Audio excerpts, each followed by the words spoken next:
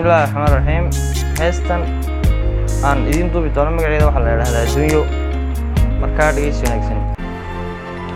Adduunyadan xiisaheedu xawaashii uu iloobay xisaabtii uu ilduufay xaggaaga intuu ka leegay xaqiiqada waa taqaane afyaga shaydaan xirgeeyay intuu xurmo kaa kaxeeyo cadaab iyo ku xareyn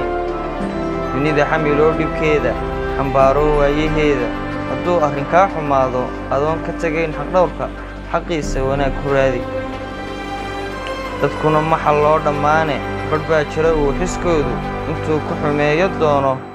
adoon la xifaaltamaynin samaantu ka xijaabto xishoodkuna waa muhiime adoon xaqirayn dhigaaga xaqiisa intood u dooday hadduu xagaldaac bilaabo adigu xafidoo ilaali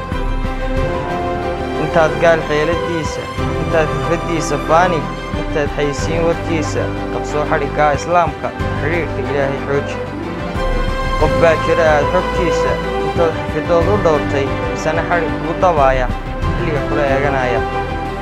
qof baa jira aad xurmayso haddana xumahaaga doona haddaad adigoo xabadka adigoo ku haaya haddana xasadkaaga doona xantaada inuu wareejo dad baa jira xoolahaaga intood xeradaada geyso xisaab lii aad u siiso ka soo xulo aad tidhaaho xor aad u tidhaa u qaado haddana xaalufkaaga raasha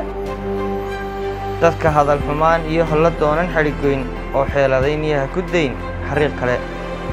xaajadii dhabooqdana xeer beegti noqo oo xadhiggeed ha goynine xalkeeda samaan